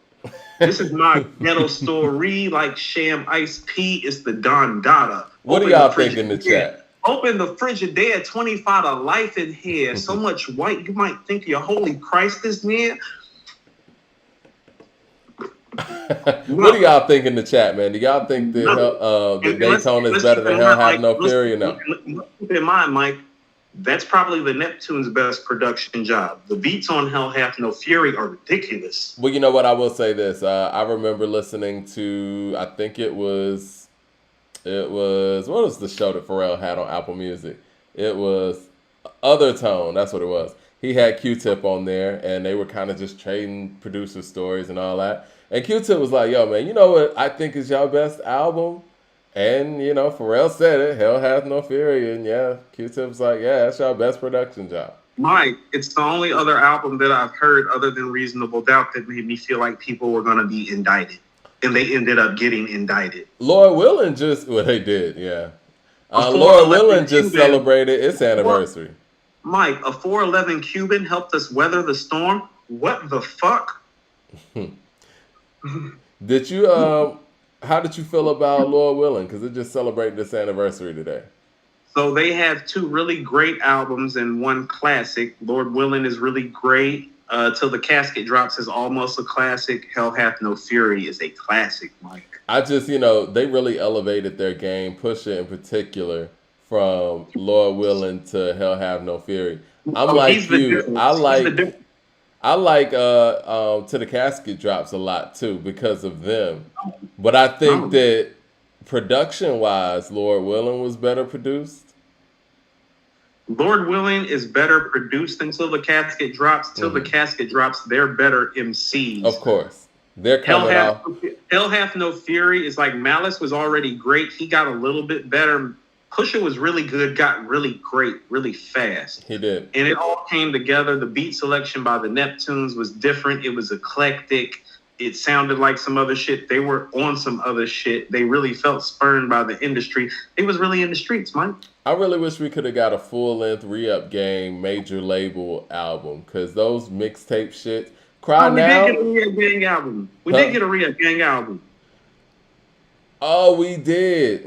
I'm talking about like with the Neptunes though. Oh, Mike, $1 Million Corner. I remember that. Yeah, no, that album was dope too. Like Pusha spitting crazy on that album. I need to go back to that because I'm stuck on that mixtape. Mike, Till the Casket Drops got shit on it too, Mike. Popeyes, Never Will It Stop, Doorman. Doorman's my shit. Doorman's my favorite song on there. We don't count money. We weigh it like fish orders.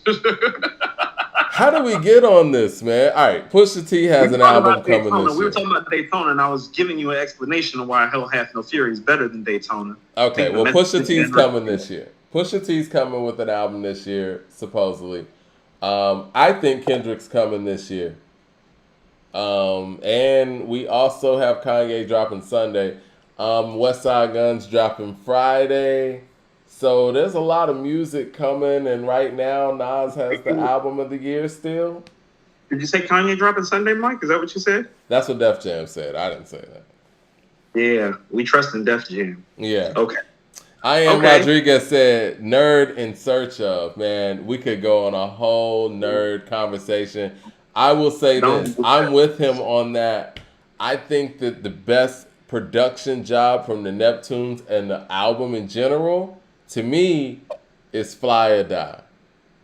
But if we talking a hip hop album, yeah, I'll still give it to Mike, go play Ride Around Shining. Go play the beat to Ride Around Shining right now. Nah, that shit crazy, man. Keys Open Doors is crazy. It's haunting. But what they were doing musically on Fly or Die, beautiful. And the only reason why I would put Fly or Die over In Search Of is because on In Search Of, they had to go and get musicians to come and play over their stuff, whereas on Fly or Die, they learned how to play their own stuff and actually did that themselves.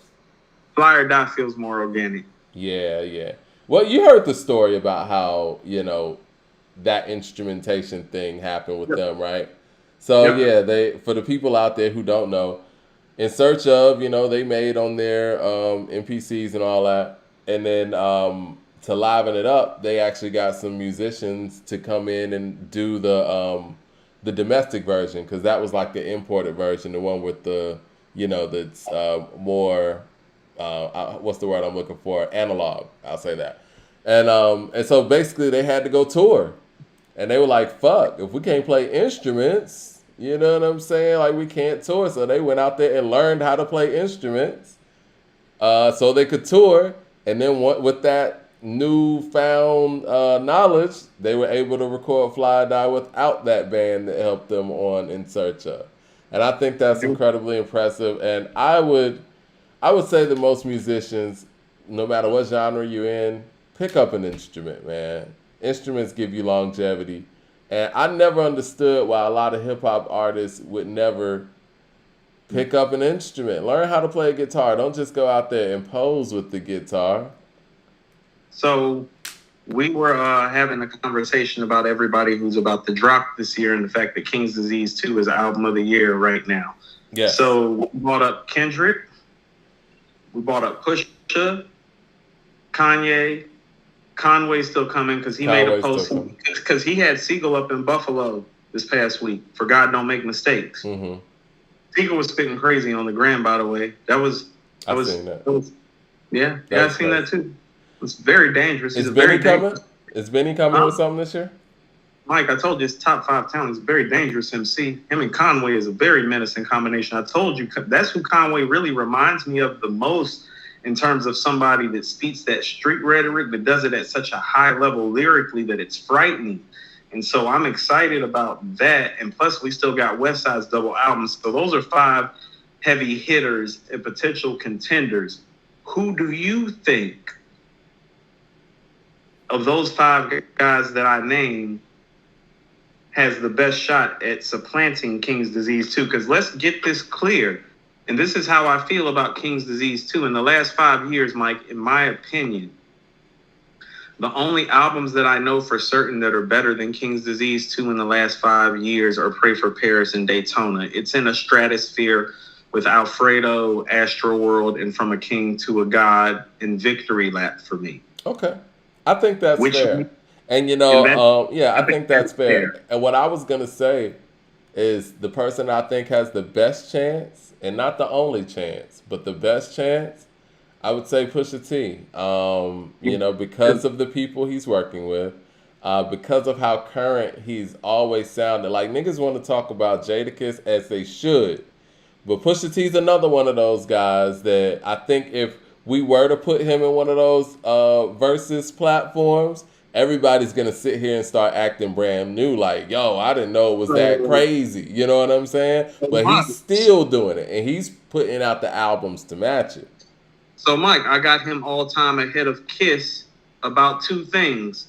Same crazy high level, A-list all-time spit game, but the author of a classic rap album with a group and as a solo artist. The Lox don't have a classic rap album. Kiss doesn't have a classic solo album. Pusha got both of those, and he's every bit the lyricist. So that would have been a much better matchup than people think. If there were a Jadakiss and Pusha T versus, I think that would have been very interesting. Mike, I'm telling you right now that if Push gets to pull from the Clips catalog, yeah. Because that's what Jada does, right? Mike, if he get to play Grinding and Keys Opening Doors and Doorman, and in addition to like If You Know, You Know, and if he get to pull the clip shit out, it's like I said, Mike, it's a whole fucking problem. He got the features too, man. I mean, he got a lot. So my pick would be Pusha too, but also too about the layoff, but not the too long of a layoff. The time to survey the game, but not too far away. Like Kendrick's been away for a minute. Everybody else that we're talking about has been kind of active. Kanye has been away for a minute, like rap-wise. I think the reason why I don't even think Kanye, and everybody's out here saying that Kanye has album of the year and all that, but The reason why I don't think so is because I think that Kanye's going more in a gospel lane with this album, and from what I'm hearing, it sounds more gospel than hip hop, or just that mix of the two. So it's gonna be kind of missing a few things that other albums may be able to, have. Mike, at this point though, the shit need to be really dope. Oh yeah. The standards get higher and higher, and that's the same thing that Kendrick's dealing with. Like, and this is what I mean. The shit need to be really dope. Like, how we just talked about Mickey and Love's album being a 4.25. Yeah. Oh, we need not be pulling up on Ye's album and talking like this about the weight and about the money spent and about all the bill. No. Like this, what you doing? Like, that's a 4.5 buy-in is what I'm saying, Mike. Like, it needs to be an immediate album of the year contender from when we hear it. Well, you got 30 plus features too. That's the other part of it. I'm not even. We're not even gonna touch that. But I want to see how the music is coming together. Yeah. I mean, the other thing, man. Who else is coming out? Who's a heavy hitter that's coming out? And I think that I think this is I don't want to say make or break, more of a cultural make or break, because he's always gonna sell records. But Drake is supposed to be coming out, and he's another person who's been pushing his album back. Since last year, because he was supposed to drop in January. And when it's not coming together like that, it's not a good sign. Mike, I'm going to ask you something. Mm-hmm. Has he ever dropped the album of the year? Some would say that... if you're reading this, it's too late. What year was that? I feel like 2010. Nah, it wasn't that far back. That was like 2014. That was 14. That was 14. What came out in 14 that was better? Off the top of my head, I can't think. Anybody in the chat say something, hopefully they don't, pull a crazy one out our head and be like, oh yeah, I forgot about that. But yeah, off the top of my head, let me see. Because it was 7 years ago. But Mike, what I'm saying is that he's 7 years removed from something that he made being even in the conversation work-wise of being something that was album of the year contender worthy. And so when you look at the projects that have already been released, let's not keep in mind, our fifth album right now is Sky Zoo's All the Brilliant Things. That's a 4.5 of an album. Then we got Isaiah Rashad, Tyler, and Boldy all with 4.75s and Nas with a 5. That's what I'm saying. These dudes that's dropping, I hope they understand it's a 4.5 is the buy-in for a top 5 album. That's for Westside, Conway, Ye, Kendrick, Pusha. You know who had the album of the year in 2014? It was J. Cole with Forest Hill Drive. Forest Hill Drive, there we go. So Kendrick never had album of the year. Because if you're reading This Is Too Late, it's probably the closest he's been since then. Or what about Thank Me Later or Take Care? I was going to say definitely not Thank Me Later. I would say either Take Care or Nothing Was the Same. For a lot of people, Nothing Was the Same was his biggest album. I don't understand that either. I don't understand that. I don't understand how you can listen to If You're Reading This. I think If You're Reading This is his best effort to me. Rodriguez says it's not that's the best effort, but whatever. Rodriguez says, is Kanye waiting for Drake? That's kind of a discussion on Twitter. Everybody is acting like even when Kendrick put out the statement, folks are waiting for the new Drake, waiting for Kanye. And I think that whatever little weird nuance that Kanye and Drake competitively have, maybe Kanye is trolling Drake. Who knows? Yeah, but this is old shit. That's what I'm saying. We're talking about the last great Kendrick album is 2017. That's 4 years ago. So he's most recent. The last great Ye album, I don't care what y'all keep saying, is My Beautiful Dark Twisted Fantasy. That's over a decade ago. The difference between that, though. That's old shit. That's some old shit. Cool. The difference between that is we know that Kanye, he solidified himself a very long time ago. And as a producer? No. I'm talking about the College Dropout, Late Registration, all that shit. But what I'm saying is he's shown us, even in current times, Daytona, that even in a crazy time in his life, he could go and produce this. And he said something. But he said something one time. We're talking about Kanye the artist. We're talking about Kanye the artist. I understand what you're saying, but the producer has never once ever been in question. That's a top 5 hip hop producer. And if you feel like he's the greatest hip hop producer ever, he's one of the few people with a valid argument. We're not talking about the producer. We're talking about the artist that hasn't made anything great since My Beautiful Dark Twisted Fantasy. But the artist is in the producer. My daughter wasn't even in school. My daughter in high school now. My daughter wasn't even in school. She in high school now. It's been a minute, nigga. You have to understand though. Like, I think he said something one time that made me think. He was like, you know, as a producer, he said, you know what I'm saying, my job is to get the best out of artists, like whether it be, you know, John Legend, Common. And he was like, but when it comes time to producing my stuff, my job is to fuck shit up and try shit. You know what I'm saying? Like, I think the way his mentality is, he's like, I've shown people that I, as an artist, can make perfect albums, but now it's time to just try shit. I'm the producer. We haven't really seen a lot of people in his space where it's like, he's proven as a producer. He's proven as an artist. He's not going to go out there and produce your album and give you all the crazy shit. He's going to save that for himself. Mike, if we really want to call a spade, Daytona and B are more beginning to end classic players than any of his solo releases, so I don't want to hear that shit. Yeah, beginning to end. The Daytona and beginning to end are better than any of his actual releases. They may not be as monumental. They may not be as important. But if we talking beginning to end... Sorry about that. Oh.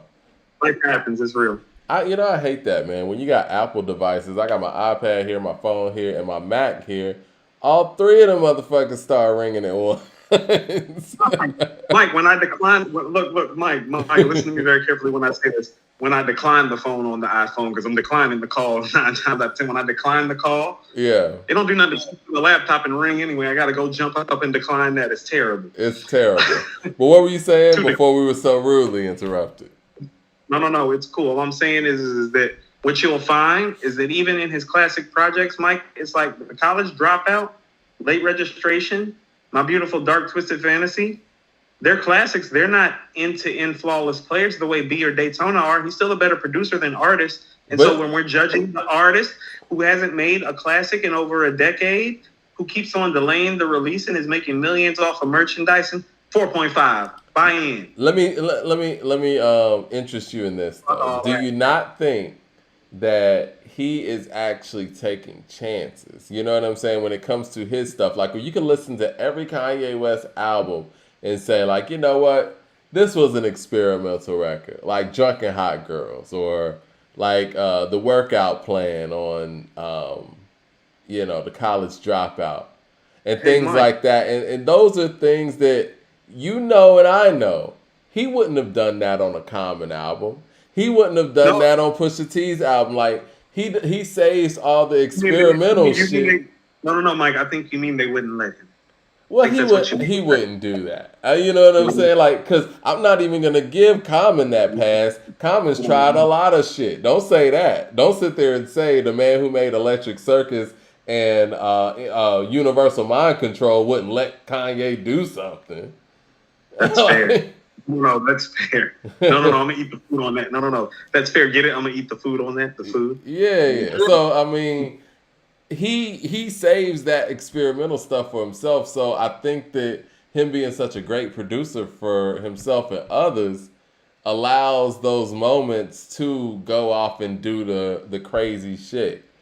Mike, isn't every Outkast album an experimental moment? Isn't every Tribe album that way? Isn't every De La album that way? Let's not act like he's reinventing the wheel. No, he's definitely Q-Tip. He's definitely Q-Tip mixed with a little bit of Outkast. But yeah, there's a lineage like Mike Kendrick. But hold on. Since you talked about Outkast, we were just talking about Aquemini. Outkast too. We were just talking about Aquemini, and we were just talking about the fact that Synthesizer was that experimental moment on that album, and it turned out to possibly be the weakest song on there. But no, the whole album is experiment. Go listen to ATLians and tell me Equipment Eye is not a whole experiment. I guess it could be. But see, a lot of that stuff I wouldn't say is, yeah, you're right. If you put yourself in that time frame, there's nothing on Equipment Eye that belongs on ATLians. Because even if you look at Rosa Parks and that whole harmonica break and all, ain't no harmonicas and no hip hop records. That's very experimental with the hand claps and the hold down type breakdown and shit. Like, we were listening to that the other day, and Dana was like, "Man, that's a very interesting break." Yeah, it is. It's very innovative. Mike, on a hit record. Skewing on the Bar is the only record on Equipment Eye that could like fit on ATLians in any sort of way. Beat wise, stylistically. But stylistically, yes. But yeah, sonically, no. Stylistically, yes. But that's what I'm saying. Return of the Gangster? You don't think Return of the Gangster would fit? Not with no two dope boys on a Cadillac, wheels of steel and elevators, Mike. No. Well, you know what? One of my biggest problems with Stankonia, and I remember when I first got Stankonia, I wasn't like overly excited. But see, I was coming off of a Kumina, and I was like, look, I'm not going to get myself too amped up. I don't think they're going to make anything better than this anyway. That's fine. But a lot of the stuff on Stankonia, that was the first Outkast album that I had that I was skipping things in. But again, I think that's more so due towards the experimental nature in it. No, Mike. I mean, that had something to do with it. Stankonia's biggest problem, and I'm going to name them in order. Stankonia's biggest problem is Southern Playalistic Cadillac Music, ATLians, and Equipment Eye. It's just not as good as the three records before it. If you never heard them before, and that was their first album, you would call that a classic. For a lot of people who never heard them before, they hold Stankonia very high. Let's not get it twisted. Their biggest hits are on there. So Fresh, So Clean, and Rosa Parks are their biggest hits. No, you mean Miss Jackson, right? I'm sorry, yeah, Miss Jackson. Gangsta Shit is on there. Spaghetti Junction is on there. You know what? It might not be a quote-unquote hit, but this record is a cult classic. Bombs Over Bad Dad is a cult classic. And the publication that we just recently trashed, they did the top 100 songs of the 2000s decade. Bombs Over Bad Dad was number one of all genres. Super innovative, Mike. Incredible Super record. Creative. Honestly, man, I'm going to keep it real. I think it's their best song. If we look pound for pound, I think Bombs Over Bad Dad might be their best song. Benz of a Beam is my favorite. It just all depends on what cast you like. But if you sit there and look at everything that Bombs Over Bad Dad is, that explains who Outkast is in a full spectrum on all levels. They have different explanations of themselves.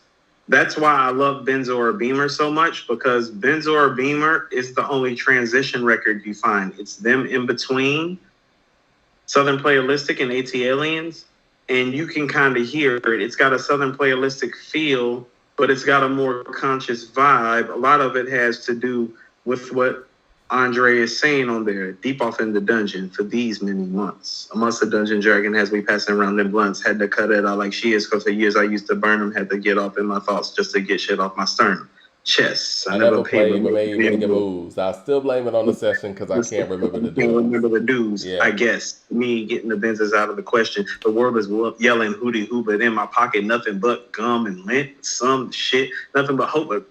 I love that. I love that part in the video where he's coming down into the dungeon. It was the struggle of Southern Playalistic, but it was the conscious effort of ATLians. It's the only time you find them in the middle. You never find them in the middle. You find them in the middle. And not to interrupt you, but you found them in the middle in due time. That was between ATLians and Equipment. In Due Time is a beautiful record. You want to know what In Due Time feels to me? It feels like something that should have made Soul Food or Still Standing and that didn't, more than it feels like something that should have made an Outkast record. Everlasting is between those as well. When he was like sitting in the bathtub, listen to the Isley. Brothers and others outside my door want to despise me. Reminds me that everyone ain't cool, the world is jealous. Hey, Never Mike. understood when my mama used to tell us, don't take your food outside around your friends unless you got enough to feed the neighborhood. The plague has just began. Follow me now. That was when Dre hit another gear. Like, Hey, Mike, you want to know what? That was on the Nothing to Lose soundtrack, Martin's Right. movie, Nothing to Lose. Yep. Mike, that beat was crazy. That's actually one of the best tracks they rhymed over. I love that beat. Big Boy murdered that shit too. Oh, they murdered that Big shit. Boy murdered that shit. So even with that all being said, this is why I wanted to bring up Outkast, and I realized something too, because Big Boy's single with Sleepy Brown just came out, and that shit's fire, Mike. Oh yeah, and the right. album's dropping September 3rd. And see, we were thinking, because the album's called The Big Sleepover. So when Big Boy said last night, Big Sleepover Friday, I'm thinking the whole album's coming. I'm like, shit, we got an action-packed show. We got Mickey Factz. We got Love the Genius. We got their records, their interviews. We got West Side Gun, and we got The Big Sleepover. But luckily, things got proportioned out. That song is dope, man. And everything that Big Boy and Sleepy Brown put together is dope. I'm looking forward to hearing the whole album. So, But Mike, they got let a me date say on it something. now. Let me say something right quick about that record. Go for it. If Big Boy was a Cali artist right now, it would be playing all over Cali radio already all the time. Like it would have played about 50 times today already between What makes Northern you and say Southern that? California. Because the record is super dope. It's fresh. He's fly on there. He sounds good. He sounds dope. It's a really dope record, Mike. They believe in supporting their own. I told you, Mike, I woke up one morning. This sounds like some gangster shit. I woke up one morning to go to the local bakery to go get some cannoli. It was early. I wanted some cannoli. I knew the bakery up the street made it fresh. Mike, I hopped in my car and the DJ said, we just gonna play easy today. Mike, Well, you're speaking about something else, and I agree with you, man. Mike, I got in the car after I got in the cannoli. Easy was playing. I got back in the car about 4 hours later, went to work. Easy was playing. Mike, Yeah. I got off work. Mike, guess who was playing, Mike? Easy. Guess who was playing? Mike, that's what was playing. Yeah. We want Easy. That was Right. playing at 11 o'clock at night when I got off, Mike. We want Easy. Atlanta doesn't do. Look, I'm gonna say this before we go. I know we're running a little bit long, but Atlanta doesn't do a really good job.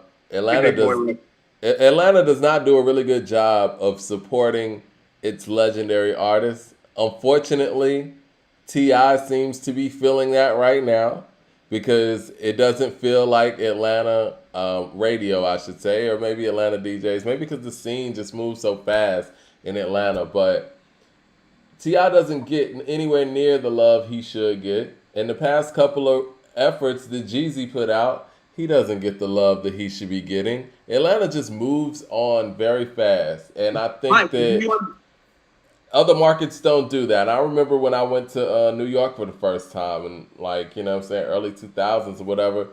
This was well past Biggie and Pun being dead. I heard them all the time on that radio. I don't know if they still do that, but this was like in 2005. I was hearing Big and Pun, and I'm like, man, I wish Atlanta did that with Cass. And about that time, that's when, T.I. was really running the city. I think Jeezy had just dropped too. But now you're seeing that even with those artists. It's like Atlanta moves on. And if we were to play, because Big Boy is making some dope-ass music, and if there's no Big Boy and Andre, this whole city looks different. And Atlanta radio owes them that. Anything that they put out, even if it's not good, it should get rotation. Mike, That's so let's just speak me. to a couple things. And I'm going to echo your sentiments. There is no Atlanta hip-hop scene without Outkast. Yeah. Period. Like, unquestionable, Mike. Well, see, I'm Like, one of those people. That shouldn't even be a fucking conversation. No. See, I'm one of those people. No, I ain't done. No, hold on. Before you get into that, I'm one of those, I'm because about I want to to go. clarify You what I already said. I'm one of those people that believes that, if somebody didn't do it, somebody else would. Like, you know what I'm saying? If we weren't using James Brown's breaks, it would have been something else. But we don't know what this shit would sound like. So without Cass, I don't know what Atlanta scene would be like, but it would be different. It might not even be one. But go ahead. I'm sorry. Mike, it would be different if Big Boy didn't make dope shit. Oh, yeah. he be making dope shit and they don't be playing it. It's crazy. That's wild. And let me tell you why that's wild, Mike. When I used to live in Charlotte, I left Atlanta 1992, 1993. I spent a year in South Carolina, and then I went to Charlotte. I was down here the summer of 96 when AT Aliens came out, Mike. And you know this because you were here too. They played that entire album from beginning to end. Yeah. And they played tracks off the album. Mm-hmm. Before the album came out. Yep. They played tracks off the album when the album came out. Greg Street used to play the whole album. He played the whole Soul Food album. And then when Cash dropped AT Aliens, he played the whole AT Aliens. He played the whole Still Standing. He played the whole Akumina. I remember this shit. Like, I would be locked into my radio. Like, yeah. Mike, I was locked in from Charlotte, Mike. I was the first nigga on West Boulevard with the cell therapy tape with Bids or a Beamer on the B-side. Niggas used to be asking me for my fucking Sony every time I got on the bus because they knew I had the tape. Like, let me listen right quick, Coop. I know you've been listening all day already. Let me hear that shit right quick. Shit was like crack, man. Shit was like crack. Like, so I know what the Atlanta music scene used to do. I'm not saying you got to do that anymore, but about that guy, oh, you owe that guy that. And furthermore, about Tip and Jeezy, like what you know and who that should just play randomly every week down here. Like, why not? You got a problem with what you know about that and who that? Me and new dudes down here so fire. These new dudes ain't that fire. You know, me and my boy Brandon was talking about this, man. And, you know, you would think, and you want to talk about Big Boy making quality stuff, you would think that T.I.'s skills have fallen off the way they don't support his shit. He's still rapping at a high level. Like, T.I. is still rapping at a high level. When we reviewed the Libra, I told you, it's like, no, he still got his tools, not like he used to, but the tools are there. He still got his tools. And I think it's real messed up that they want to sit here and act like he don't or something. Like, no, Mike, it's like he's not about to make what you know about that again. Nas ain't about to make The World Is Yours again. Jay's not about to make Streets Is Watching again. Like, you know what I'm saying? Nobody asked him to do that. It's but play different. That nigga shit, bro. It's different with those guys too, because I don't even feel like T.I. is even. You would think that he was a worse rapper than he was in his prime. I think skill wise, he's right there, if not just as good. In some ways, he's more skilled than he's ever been. But it's like they don't care. Mike, he is the most versatile MC this region has ever seen. Ever. You remember that? I know you don't like this project, but the game project, Blood Moon, with Really. Yeah, I love Blood Moon. But the T.I. verse on Really. Yeah. It's this is next level T.I. But they act like it didn't happen. No, so when a lot of the time I told you, Mike, when he's doing that rant where he's talking about my shit's up there with Jay and Ye, like. No, he's not wrong. Like bar wise, you go look at his catalog, you go look at the hits, you go look at the. It's like no, he's got everything. He's got everything an all-time great MC has for his time period too. That's the thing too, because we always talk about this like in sports, right? You got to compare people with the eras that they're in. If you want to sit here and put T.I. in the context of the era that he's in, yes, you're right. He does belong in these conversations. So you know how they do an all decades team? So I guess like if we were doing an NBA comparison, if this was an all NBA decades team, they usually do two teams. He would be on the first team. Of course he would. He should be. Like he would be like your starting shooting guard. Like he great. Like it would be like Wayne, Ross, Game, Tip. Like who's the fifth person? Like you know what I'm saying? Like he would be in your starting five. Like I agree. All right, well, man, let's get up out of here, man. We got a lot to talk about next week. We're probably going to do a show during the week. It's so much stuff unfolding. But I want to give a shout out to Mickey Factz and Love the Genius. Really appreciate y'all coming through. And everybody checking the show, man. Make sure y'all go check out The Narrative by Mickey Factz, Blu Nottz. Go purchase that thing, man. $6.99. Same thing with Love the Genius. I want to say Thy will be done. Thy will be done. That's what I thought it was. I don't know why I want to say thy wilt. I want to make sure I say it right. Thy will be done is out on her website. You're just thinking old English. You're thinking old English with the scripture. Thy will be done. Thy will be done. Yeah. I don't want to misquote anything. But yeah, Love the Genius. Thy Will Be Done is out now. 7 tracks, fire. She got the deluxe available for purchase on the physical end. Go support that, man. Dope artists doing dope shit. And next week, man, we got this double album from Westside Gunn that he says is completed. He just want to make sure it's mixed and mastered right. I'm sure we're going to get some hard shit on that joint too. And, the big sleepover's coming, but I think next week might be dedicated to Westside Gunn if we drop it. What you thinking? I mean, it's a double album. He was our Artist of the Year last year. I think you and I both, as far as this podcast goes, we've only given 2 albums a 5, and that's King Disease 2. But the first album we gave a 5 to was Pray for Paris by Westside Gunn. He's the first 5 we actually have ever given out. And so excited about the project. Yeah. I got a couple of controversial one. Well, I got one controversial thought that I want to leave you with, and another thing that we need to do. I'm going to leave you with the thing that we need to do first. We need to go listen to the 5 projects that DJ Muggs has executive produced this year that we have not talked about at all. He's executive produced 5 projects this year, Mike. Okay. And when producers and artists put in that volume of work, we've done a good job about covering it in the time that we've been doing this. And so when I realized how much work Muggs had done up to this year, thinking about it, we're in the 8th month of the year. He's been the executive producer on 5 projects. So we need to go sit down and listen to Muggs' project and possibly give him some love. Okay, yeah, let's do that. On a short or on the show, depending on what we have going on. I haven't had a chance to listen to the projects yet because I was with Mickey and Blu and Nottz today and with Love's project today. But I'm going to go listen to Muggs in the next few days, all 5 projects. Like, he did shit with everybody this year, Mike. And the last thing that I want to leave you with kind of relates to Big Boy and relates to Outkast. Big Boy keeps Outkast alive. I've said that, yep. But let me tell you something else. I've always said Outkast is the greatest group of all time, but Mike, they're not, because only one of their 2 artists is keeping their group alive. And there is a group that I always felt was just as good as them, just didn't make the classic albums in duration.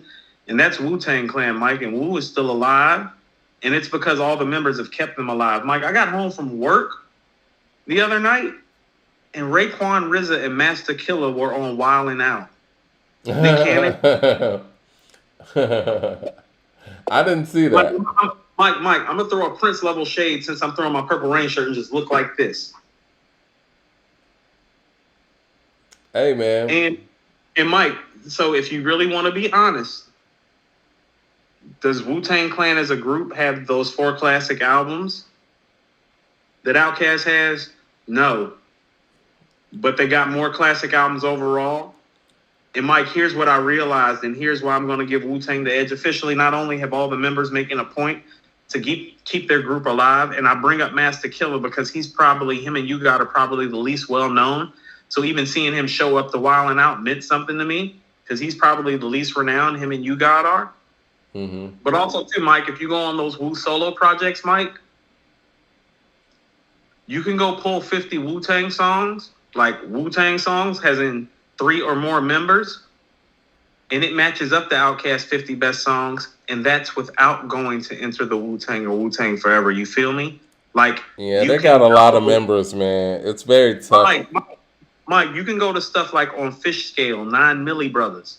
You feel me? Yeah. Because they kind of stayed together even though they broke apart. And well, see, that's where I give De La Soul edges for it too, though, is the fact that De La stayed together and they still make really dope music.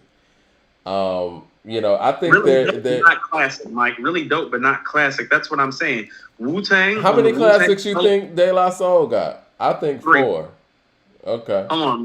You like Balloon Mind State more than I do. I think Balloon it's really Mind great. State's incredible. So he was working with the JBs on there, man. So Prince Paul and the JBs. I think Balloon Mind State is really great, but not a classic. So I give him 3 because I do think Stakes is high as a classic too. That would be your 4th, correct? Mm-hmm. And the first 2, right? Yeah. And I think Balloon Mind State the 3rd album, right? In Balloon Mind State the 3rd album. Yep. Yeah. So, yeah, the first 2 and Stakes is high are my classics, but Balloon Mind State is close for me, just not my thing. If you feel like it's a classic, I wouldn't deny it. But, Mike, when I'm saying there's 50 Wu-Tang tracks that's not on a Wu-Tang Clan album that are viable. That's what I'm saying. Like Wu Gambino's, Guillotine, Investigative Reports, Fourth Chamber. Listen, we're counting that. They're the best group ever. Ice Water, Glaciers of Ice. Yeah. Like, Mike, you want me to keep going? Assassination Day. No. That's tough to compete with. Yeah. Mike, I'm just going off the top of my head. Yeah. I'm not even like writing nothing down. Like I'm with Rodriguez. If we're going there, it has to be Wu-Tang versus Dungeon Family. But even Mike, I think the Dungeon Family get outmatched, unfortunately. No. They're not winning that fight either, Mike. But the only reason that made me think that was viable, and this is what I mean about it, King's Disease 2 is changing things. It made me realize how long the Wu is still stayed together somewhat. Wu-Tang's forever, man. Wu-Tang is forever, Mike. Outkast isn't. The material's there.